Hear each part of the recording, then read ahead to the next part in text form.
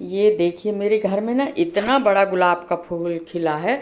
ये फूल हर 6 महीने की 6 महीने खिलता है, पर इतना बड़ा हो, अभी और बड़ा होगा अभी ये। और एक ही फूल खिलता है। बहुत अच्छा लग रहा था देखने में। देखिए ज़रा, कितने भी फूल बाहर से आए, पर घर में जो चीज़ होती है ना, उसका एक अलग ही आनंद होता है, खुशी आ जाती है। तो देखिए इतना बड़ा फूल खिला था मेरे घर में। अभी ये और बड़ा होगा। अभी ये इसकी ना, मेरे को लगता है 3-4 दिन होगा खिले, तब ये इतना बड़ा, अभी और धीरे से बड़ा होगा। और बहुत लेट खिलता है ये। और ये देखिए मेरा किचन गार्डन है, इसमें धनिया पत्ती भी लगी है, लहसुन भी, प्याज भी, और अदरक भी वो कर दी हूँ। और जितने कुछ ये देखो, जो भाजी कुचई होती है ना, कुचई जिसको बोलते हैं, वो भी है। और बाकी गमले इस तरफ हैं। और सोमवार का दिन था ये, और मैं पूजा करने के लिए जल्दी जल्दी, ये बिल्कुल सुबह का वक्त है, तो पूजा करने के लिए मैं बैठी थी। पूजा में सोमवार के दिन हमेशा भगवान की पूजा तो रोज़ ही करती हूँ, पर सोमवार को कुछ विशेष तौर पे करती हूँ। और फूल अभी इस समय बिल्कुल भी नहीं मिल रहे हैं फूल, तो मैं वहीं जो शमी की पत्ती और बेलपत्ती लगी है ना, बेलपत्ती भी नहीं हो रही है, मैं उसी को चढ़ा देती हूँ। और 1-2 फूल मिल गए तो ठीक है। बाहर से पहले आ जाते थे फूल, पर अब ना बाहर भी नहीं मिल रहे हैं फूल, ठंड की वजह से शायद। और घर में भी नहीं खिल रहे हैं फूल, और खिल रहे हैं ना बहुत छोटे छोटे। तो मैं ये भोलेनाथ की पूजा करी थी। सुबह का टाइम मेरा ये रहता ही है भोलेनाथ की पूजा का, और करीब करीब ये 7-7:15 बजे का टाइम है। 6 बजे तो मैं कितनों भी ठंडी हो, 6 बजे नहा ही लेती हूँ। कभी लेट हुआ तो 7 बज गए। और अभी नीचे थोड़ा सा मेकओवर का काम चल रहा है, तो पूरा सामान ऊपर के छत में है। और फिर इसके बाद मेरे को कहीं जाना था, करीब करीब 11-11:30 बजे की बात है। तो फिर मैं वहाँ निकल गई थी, क्योंकि मुझे ज़रूरी कॉल आया, तो फिर मैं वहाँ के लिए निकल गई। तो 11:30, हाँ 11:30 बजे। इस समय तक खाना पीना कुछ भी नहीं हुआ था, और मेरे को जाना था, तो मैं वहाँ निकल गई थी। क्योंकि जो काम ज़्यादा ज़रूरी रहता है ना, उसको मैं पहले करती हूँ। और फिर इसके बाद ये पूजा है ना, सुबह की पूजा है जी। जब सुबह भोलेनाथ की पूजा करने के बाद मैं अंदर की पूजा करी थी। थोड़ा सा क्लिप ना आगे पीछे हो गई है, माफ़ कीजिएगा उसके लिए। ये सुबह की पूजा है, जब मैं अंदर के भगवान की पूजा कर रही थी। गर्म पानी से नहला के उनको ऊनी कपड़े पहनाती हूँ, मैं ठंडी भर ऊनी कपड़े पहनाती हूँ, क्योंकि ठंडी है ना, तो भगवान को भी ठंडी लगती। माने मेरे भाव हैं ये, कि ठंडी का समय है, जब हम स्वेटर शाल ओढ़ते हैं, तो शायद भगवान को भी ठंडी लगती होगी, ऐसा मेरा भाव है। तो मैं भगवान को ठंडी के लिए ऊनी कपड़े पहनाती हूँ।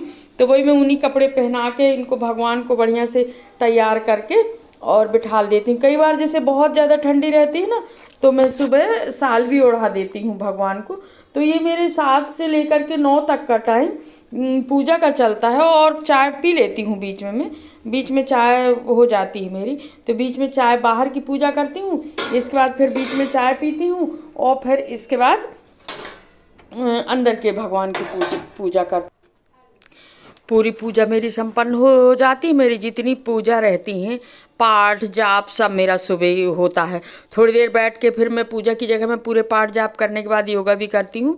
इसके बाद दिन भर के लिए फुर्सत, फिर दिन भर के लिए ये हो जाता है कि अपन को अपना काम करते रहते हैं, घर का भी और फिर बाहर का भी। और पूजा पाठ, घर से पूजा पाठ हो जाती है, इसके बाद दिन भर के लिए अपन जो है ना निष्फिक्र हो जाते हैं। तो फिर वही यही मेरी सारी पूजा हो गई थी। और इसके बाद फिर मेरे को करीब करीब 2:30-3 बजे, फिर मेरे 2 बजे फिर मेरे को फ़ोन आया, तो फिर मैं निकल गई थी 2 बजे। क्योंकि इसके बाद रामायण भी होना था, तो मुझे रामायण में भी जाना था 3 बजे से। तो मैं सोची चलो 1 घंटे में ये सारे काम निपटा के आ जाती हूँ, फिर 3 बजे में रामायण सत्संग अटेंड कर लूँगी। क्योंकि सत्संग में तो आपको पता ही है कि मैं जाती जाती हूँ। और इस बार ना किसी को सोमवार को करवाना था, इस कारण सोमवार को सत्संग हुआ, नहीं तो शनिवार को ही अधिकतर होता है सत्संग, पर इस बार सोमवार को हुआ। तो इसी कारण मैं बाहर के काम में सोची पहले करके आ जाएं। और 3 बजे, 3:10, 3:20 में भी अगर पहुंचती हूँ, तो फिर मैं सत्संग में आ जाऊंगी करके। तो ये 2 बजे की बात थी जब मैं घर से निकली थी। मेरे को क्या रहता, मेरा काम रहता ना, अचानक जैसे फ़ोन आ गए ना, तो फिर मेरे को जाना पड़ता है, क्योंकि ज़रूरी काम रहता है। तो भाई अपन जो काम कर रहे हैं उसमें भी अपन को समय देना ज़रूरी है। घर के काम, सत्संग के साथ साथ अपनी जो जिम्मेदारी है वो भी ज़रूरी है करना। तो वहाँ आ गई थी मैं। ये देखिए मैं आ गई थी फिर सत्संग में। आकाश में जहाँ सुनिए वहीं आशीर्वाद की ध्वनि सुनाई दे रही है और महान आनंद छाया है। सभी ने प्रसन्न मन से कहा कि सुंदर चारों जोड़ियां चिरंजीवी हो। योगीराज सिद्ध मुनीश्वर और देवताओं ने प्रभु श्री रामचंद्र जी को देख करके गुरुम्बी बजाई और हर्षित होकर के फूलों की वर्षा करते हुए तथा जय हो जय हो जय हो कहते हुए अपने अपने लोक को चले। तब सब चारों कुमार बहुओं सहित पिताजी के पास आए। ऐसा मालूम होता था मानो